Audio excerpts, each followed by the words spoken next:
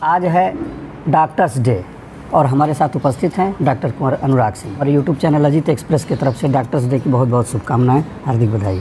आपके स्वर्गीय पिताजी डॉक्टर हंसनाथ सिंह इस करहा परिक्षेत्र के भगवान कहे जाते थे। घर आने वाली बरसात के समय में कौन कौन सी आम बीमारियां प्रायः होती हैं और उनसे किस प्रकार आदमी बच सके। पिताजी भी बहुत विनोदी स्वभाव के थे और आप भी लोगों को देखते देखते बहुत विनोद करते हैं, बहुत हंसी खुशी करते हैं। तो क्या इसका कोई रोल है हमारे स्वास्थ्य के सुधार में? हंसना, हंसमुख होना और खुश रहना ये बहुत बड़ा है, बहुत स्वास्थ्य के लिए तो बहुत ही। कुछ लोग तो मुझे लगता है एक्सरसाइज करते हैं हंसने की। अगर मरीज आया और आपके यहाँ से खुश होके गया तो आधी बीमारी तो उसकी यहीं ख़त्म हो गई। आपके जीवन काल में वह समय बड़ा कठिन रहा, संभवतः तब आप बहुत मैच्योर्ड भी नहीं थे जब आपके भाई चिकित्सक भाई का आकस्मिक देहावसान हुआ।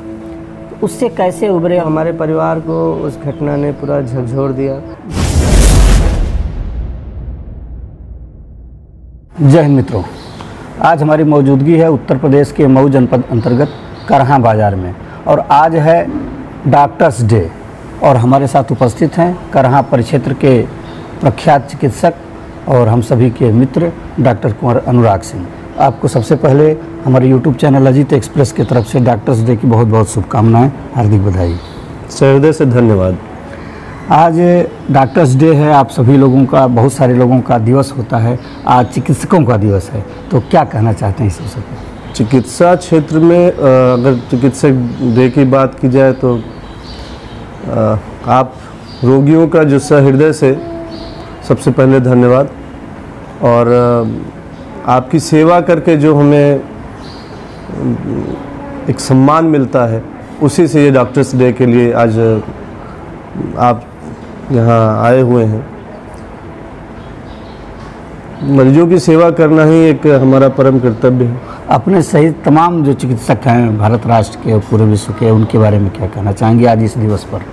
मैं चाहूँगा कि ये ईमानदारी से हम अपनी सेवाओं से रोगियों को लाभ पहुँचाएं, ताकि कई बार कभी बड़ी मरीज गरीब प्रवृत्ति के होते हैं, जो गरीब होते हैं उनकी सेवाएं नहीं हो पाती हैं। हम लोग कमर्शियल रूप ले रखे हैं, इसको बदल देना चाहिए और हमें अपने बहुत ईमानदारी से अपने रोगियों की सेवा करनी चाहिए। सौभाग्य से आपको बता दें अपने तमाम दर्शकों को कि आप पारंपरिक रूप से, पारिवारिक रूप से चिकित्सकीय पेशे से जुड़े रहे हैं।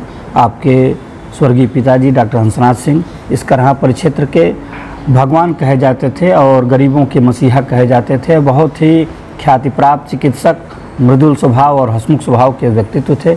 आपकी माताजी भी चिकित्सक ही हैं, आपके बड़े भाई भी चिकित्सक हैं, एक और भाई चिकित्सक रहे, आकस्मिक रूप से उनका निधन हो गया, भाभी भी चिकित्सक हैं। तो इस पारंपरिक परिवेश में इस पेशे को करते हुए और पूरी विरासत को संभालना, इस पर क्या कहना चाहेंगे? कैसे इसको आप मैनेज कर पाते हैं? और जो एक परंपरा से चिकित्सकीय परंपरा रही है आपके परिवार में, उसको किस प्रकार मेंटेन करना और कैसे आगे लेकर चल रहे हैं? सबसे पहले तो प्रभु को धन्यवाद कि मैं स्वर्गीय डॉक्टर हंसनाथ सिंह का पुत्र हूँ। इसलिए मुझे बहुत ही ज़्यादा खुशी इस बात की कि मैं ऐसे व्यक्तित्व की छवि के इंसान का पुत्र हूँ जो इस समाज की सेवा में अपना पूरा जीवन उन्होंने लगा दिया और उन्हीं के पद चिन्हों पे चलते हुए, उन्हीं की छवि के रूप में मैं उन समाज के लोगों के लिए सेवाएं देता हूं। गरीब मरीजों के प्रति मेरे पिताजी का बड़ा ही लगाव रहा, किसी की भी प्रति, चाहे वो किसी भी चीज़ से हो, वो अमीर हो गरीब हो, तो वो भाव पिताजी से ही मेरे जीवन में आ गए जी। और वो छवि अब धीरे धीरे जैसे लगता है कि मैं पिताजी के पद चिन्हों पे ही चल रहा हूँ। लोग भी यही कहते हैं कि मैंने पिताजी की चीज़ को संभाला है। मुझे खुशी होती है। मैं आज भी अपने पिताजी के नाम को आगे ही बढ़ाना चाहता हूँ और पिताजी ने जो कमाया, हम शायद पैसे से बहुत कुछ कमा सकते हैं, लेकिन पिताजी ने जो सम्मान इस क्षेत्र से पाया वो शायद ही किसी चिकित्सक के रूप में किसी को मिल सकता है। मैं इसके लिए, इस समाज के लिए उन्होंने जो किया और समाज ने उन्हें जो दिया, जी बिल्कुल, उसके लिए मैं आप सभी का बहुत आभारी हूँ। पिताजी के ही मार्गदर्शन से हम लोग आगे बढ़े और सदा ही उनके लिए अपना समर्पण रखा और समाज में जो सम्मान पिताजी का है वो मेरी इच्छा है कि मुझे भी वो सम्मान मिले। इसके लिए जो भी बन सकता है मैं करता हूँ। बाकी ये है कि अपना कर्म करते रहना चाहिए और सम्मान तो आप सभी से ही मिलता है। सुदूर बलिया जनपद से आके और यहाँ बसना और डाउन टू अर्थ बहुत नीचे से शुरू करना, साइकिल से यात्राएं करके अपनी चिकित्सकीय सेवा प्रदान करना क्षेत्र में, और सबसे बड़ी बात कि चिकित्सकीय सेवाओं के साथ साथ व्यवहार बनाना, लोगों से संबंध बनाना और उसको आजीवन निभाना, और अभी तक वह मेंटेन है। इसके लिए आप सभी लोगों को साधुवाद, इस परिवार को साधुवाद। इस समय जो रोगों की प्रकृति चल रही है, क्या कहना चाहेंगे पहले के रोगों में और आज के रोगों के टर्म्स कंडीशन में और रोगों में कैसा बदलाव आपको नज़र आता है? देखिए, पहले औषधियाँ भी कम हुआ करती थी और रोगों का निवारण उन्हीं औषधियों से हो जाता था। अब कठिन बीमारियां भी आ गई हैं, पर यह है कि हमारे जो साइंटिस्ट हैं, जो हमारे चिकित्सकीय वैज्ञानिक हैं, उन्होंने भी अच्छा चीज़ें दिया है इस समाज के लिए। अब अच्छे से चिकित्सा की जा रही है, लोगों की कितनी भी कठिन बीमारी हो लेकिन आराम से उनकी सुविधाएं, अगर पैसे का अभाव ना हो तो कितनी भी कठिन बीमारी हो वो उसको निवारण किया जा सकता है।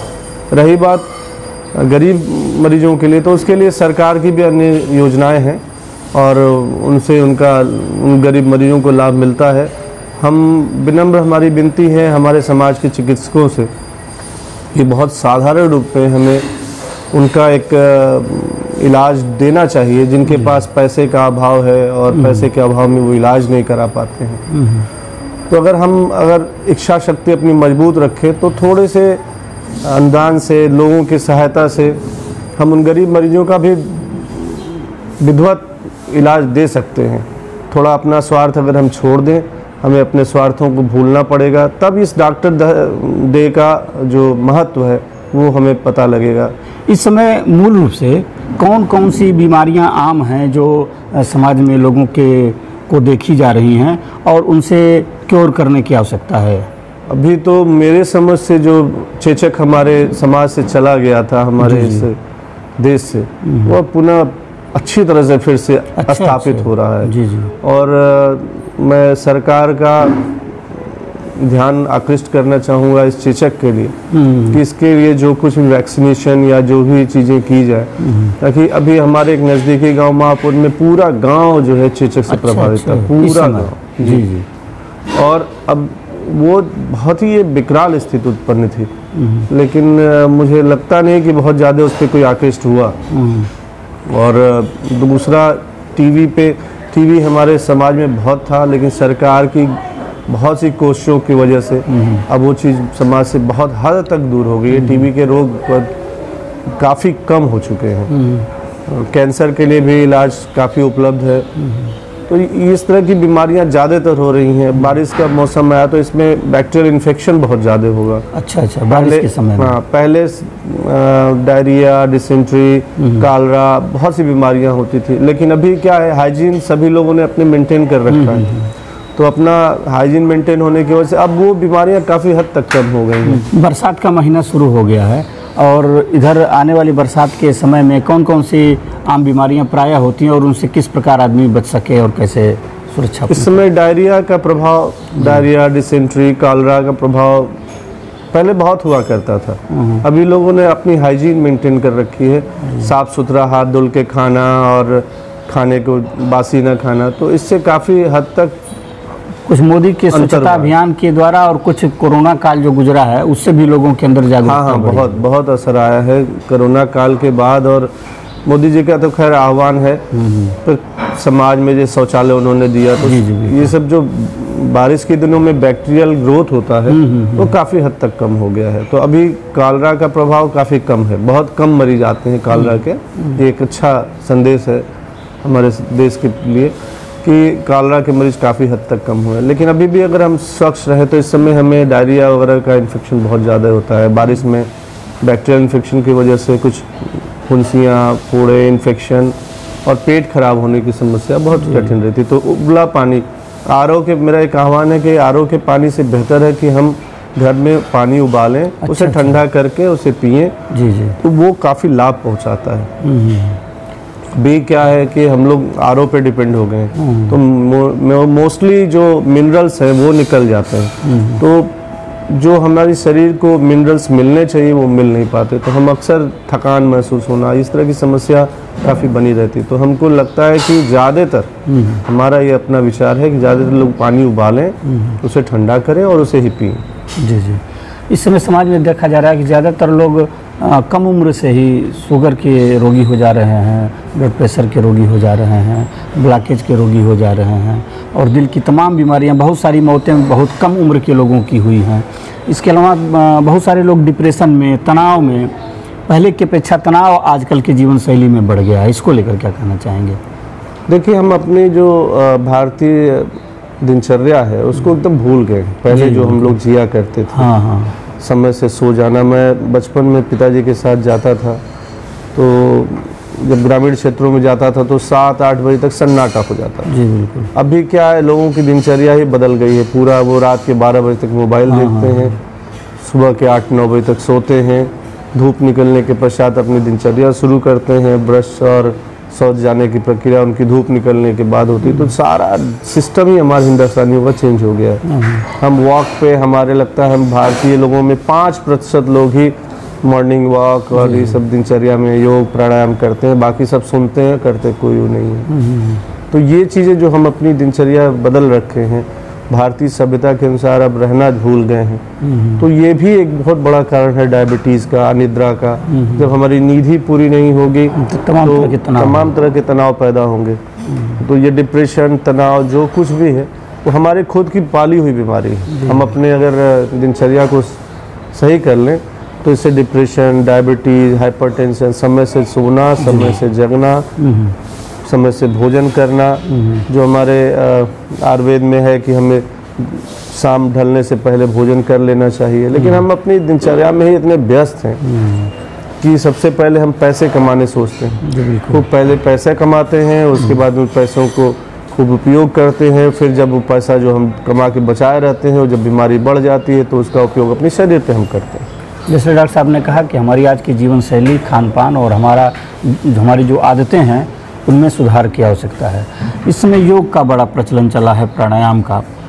तो भारतीय पुरानी संस्कृति रही है, लेकिन बाबा रामदेव के कार्यों की वजह से, तो इसमें चिकित्सकीय दृष्टि से इसका कितना महत्व है और कितना योगदान है लोगों को स्वस्थ रखने में? योग का बहुत पौराणिक जो चीज़ें हैं, योग बहुत ही अच्छी चीज़ है, हर व्यक्ति को करना चाहिए, चाहे वो हिंदू धर्म से हो, सनातन धर्म से हो, या वो इस्लाम धर्म से हो। अच्छा अच्छा। पर वो योग को ज़्यादातर लोग सनातनी मानते हैं। जी जी। लेकिन ऐसा नहीं है, योग तो सबके लिए बना हुआ है। बिल्कुल। आप नमाज पढ़ते हैं तो वो भी एक योग है। जी, एक योग है, वरना आप बैठे बैठे भी नमाज पढ़ सकते थे, लेकिन कहीं बना उन लोगों ने बनाया तो योग ही का एक रूप है नमाज की, बैठना उठना, उनको इबादत का। तो योग हमारे शरीर में एक नई ऊर्जा प्रदान करता है। योग से हम स्वस्थ रहते हैं। योग का बहुत ही महत्व है हमारे शरीर पे, लेकिन अपने कार्यशैली के बीच में हम अपने शरीर को ध्यान ही नहीं देते। वो बस योग तो हम मजाक बना रखे हैं। योग का बहुत बड़ा योगदान है। बहुत सारे लोगों का तथाकथित रूप से आरोप रहता है कि एलोपैथ एक ऐसा पैथ है, संजोग से आप एलोपैथ के, तो कि यह रोगों को बढ़ा देता है, या इसकी दवाएं जो हैं रिएक्शन कर देती हैं, अन्य रोग उत्पन्न कर देती हैं, उसका साइड इफ़ेक्ट हो जाता है, या जड़ से रोगों को ख़त्म नहीं करती हैं। इसके बारे में क्या आपका विचार है? नहीं, देखिए, लोगों का ऐसा ही विचार समाज में रहता है, जो जानकारी के अभाव में वो सबको अपना बांटते रहते हैं। ऐसा कुछ होता नहीं है। जितना देखिए, हर जो पैथी है, चाहे वो आयुर्वेदा हो, एलोपैथी हो, यूनानी हो या होम्योपैथी, सब में अपना अपना है। लेकिन जैसे एक्यूट फेस है, त्वरित कार्य के लिए अगर हम कहें तो एलोपैथ से बढ़िया कुछ भी नहीं है। जी जी। और ऐसा नहीं है कि वो नुकसान करती। जो कुछ लोग नहीं जानते हैं, उससे इलाज जो लेते हैं, या इस तरह की जो कमियां हैं, जो दवाओं के बारे में जानते नहीं, किसी चिकित्सक के साथ अपना उनका अनुभव रहा, तो वो ये लग रहा है बात रिएक्शन की, तो वो सभी पैथियों में होती है। जी जी। किसी ऐसी, क्योंकि जो एक उत्पत्ति है औषधि की, वो तो एक ही जगह से है। जी जी। तो हर चीज़ का नुकसान होता है। लेकिन एलोपैथिक क्या है, ऐसा कुछ नहीं है कि वो किसी चीज़ को डैमेज करती है। आज के परिवेश में अगर एलोपैथी ना हो तो जीवन ही बहुत कठिन हो जाएगा। बिल्कुल बिल्कुल। अब कैंसर का इलाज आप किसी होम्योपैथिक से कराने लगे वो नहीं ठीक होगा, उसकी अलग टेक्निक्स हैं, बहुत सी चीज़ें आ गई हैं। और पर यह है कि इन पैथियों पे भी ध्यान देना चाहिए, गवर्नमेंट को ध्यान देती तो है पर वो बहुत प्रत्यक्ष रूप में दिखती नहीं है, बस वो पेपरों पे ही ज़्यादा दौड़ती रहती है। तकनीकी रूप से कौन सा पैथ इस समय सबसे एडवांस्ड है? एलोपैथ। और अच्छा, और दवाओं में क्या परिवर्तन हुआ? कुछ समय पहले, अब मैं देख रहा हूँ बहुत सारे एक ही दवाओं में कई कॉम्बिनेशन रहते हैं, तो दवाओं में कितना एडवांस परिवर्तन हुआ है आजकल? दवाओं में तो बहुत हुआ। हमारे पिताजी के ज़माने में वो 2-3 दवाएं ही आती थी, अब तो दवाओं का बहुत भंडार है। और ख़ास करके सरकार ने उन दवाओं पे बैन लगा रखा है जो शरीर को नुकसान पहुंचती है। जी जी। और नित्य उस पर रोज़ बैन लगते जा रहे हैं कि ये दवा शरीर को, अगर नीमोस्लाइड पैरा का कमीशन भी बंद हुआ है, बच्चों में नीमोस्लाइड बंद कर दी गई, तो ये शरीर को नुकसान पहुंचाती थी। तो बहुत ही जो मूलचूक परिवर्तन हो रहा है। जो दवाएं जैसे डायबिटीज़ की, हम लोग जब अपने बचपन में हुआ करते थे तो सुनते थे कि ये दवा चल रही है, वो दवा चल रही है, लेकिन अभी जो दवाएं हैं वो बहुत सुरक्षित दृष्टि से आने लगी हैं कि उनके खाने से बहुत नुकसान ही नहीं होता है शरीर को। हमारे जीवन शैली में हंसी खुशी, मनोरंजन और हास्य विनोद का क्या प्रभाव होता है हमारे शरीर पर? क्योंकि मैं देखता हूँ आपके पिताजी भी बहुत विनोदी स्वभाव के थे और आप भी लोगों को देखते देखते बहुत विनोद करते हैं, बहुत हंसी खुशी करते हैं, तो क्या इसका कोई रोल है हमारे स्वास्थ्य के सुधारों में? जी बिल्कुल, बहुत। मेरा अपना मानना है, मैं दूसरों के बारे में तो नहीं कह सकता, मेरा ऐसा मानना है कि अगर आप खुश हैं तो आपकी शरीर की सभी क्रियाएं आपकी सब अच्छी रहेंगी। खुश रहना है अपने आप में, हर चीज़ को आपके जो दिमाग से सिक्रीशन होते हैं या जो भी मतलब रसायन निकलते हैं, उससे शरीर की हर क्रिया ही मस्त रहती है, अच्छी रहती है। हंसना तो मुझे लगता है जीवन में, जिसके जीवन में हंसी न हो डिप्रेशन में चला जाए। बिल्कुल बिल्कुल। तो अगर कोई व्यक्ति डिप्रेशन में है और वो खुश है तो मुझे लगता है वो खुश तभी होगा जब डिप्रेशन से बाहर आ गया होगा। जी जी। और जो व्यक्ति हंसी रहा वो डिप्रेशन में जाएगा ही नहीं। बिल्कुल। तो हंसना, हंसमुख होना और खुश रहना ये बहुत बड़ा है, बहुत स्वास्थ्य के लिए तो बहुत ही। कुछ लोग तो मुझे लगता है एक्सरसाइज करते हैं हंसने की। जी जी। शहरों में मैंने देखा है, हाँ ठहाके लगाते हैं, तो वो कुछ ना कुछ तो शरीर को ऊर्जा प्रदान करता है। जी जी। और दूसरों को भी हंसाने से, जैसे रोगी हमारे पास खुद ही कष्ट में आता है, जी, जब हम किसी चिकित्सक के रूप में बैठ के उसको डांट देंगे तो और वो बेचारा दुखी होकर चला जाता है। जी जी। तो खुश रहना अपने आप में अच्छा है, दूसरों को खुश रखना भी एक बहुत बड़ी महत्व है कि अगर मरीज आया और आपके यहाँ से खुश होके गया तो आधी बीमारी तो उसकी यही खत्म हो गई, आधी वो दवाएं खत्म कर देंगी, जो बची थोड़ी बहुत है वो खुद खत्म कर लेगा। एक हंसना तो अपने आप में, पहले चुटकुले हुआ करते थे, कॉमिक्स हुआ करती थी, अब तो हर आदमी मोबाइल में इतना व्यस्त है कि भूल जाता है, हंसना भी भूल गया। डॉक्टरी पेशा बहुत ही व्यस्त पेशा होता है, बहुत ही तनाव का पेशा होता है। रात में, दिन में, कभी भी कोई रोगी आ जाए तो उसको सेवाएं प्रदान करनी होती है। ऐसे में अपने आप को कितना समय दे पाते हैं और किस तरीके से अपने को फिट रखने में या अपने को मनोरंजन करने में कैसे समय बिताते हैं, क्या करते हैं इसके अलावा? देखिए, हाँ ये है तो बहुत कार्य तो बहुत अच्छा है, लेकिन परिवार और समाज के लिए थोड़ा सा दिक्कत तो प्रदान होता ही है। हम लोग बहुत समाज में और परिवार में समय नहीं दे पाते, पर यह है कि इसी में जीवन चलता रहता है, सामंजस्य बिठाते रहते हैं। और एक साल और आपके जीवन काल में वह समय बड़ा कठिन रहा, संभवतः तब आप बहुत मैच्योर्ड भी नहीं थे जब आपके भाई, चिकित्सक भाई का आकस्मिक देहावसान हुआ। उससे कैसे उभरे और कैसे आपने अपने आप को इस तरीके से देखिए स्थापित किया भैया कि सबकी कमी भी भर जाए और लोगों की सेवाएं भी होती हैं? देखिए, भैया का खोना हमारे परिवार के लिए सबसे दुखद रहा। मैंने अपने जीवन में उतना कभी इस तरह के कष्ट देखे नहीं थे। भैया का साथ छूटना और किसी की पूर्ति कर पाना तो असंभव है, क्योंकि हम पूर्ति कर पाएंगे, लेकिन वो हमारे परिवार को उस घटना ने पूरा झकझोर दिया, जिसकी पीड़ा आज तक हम सबके हृदय में है। और उससे उभर पाना समय ने ही थोड़ा मदद किया, धीरे धीरे समय सब घाव को भर देता है। भैया भाई हम का खोना बहुत ही कठिन देखिए, जैसा आपने कहा, समय एक ऐसा मरहम है जो बड़े से बड़े घावों को भर देता है। किसी की पूर्ति तो नहीं हो सकती, लेकिन अपने कृत्यों से, अपने कृतित्व से, अपने व्यक्तित्व से उसकी पूर्ति की जा सकती है। इसी भावना के साथ आपको पुनः एक बार डॉक्टर्स डे की बहुत बहुत शुभकामनाएं पूरे चिकित्सकीय परिवार को और आपके पूरे संपूर्ण परिवार को। बहुत बहुत धन्यवाद, बहुत बहुत आभार। धन्यवाद।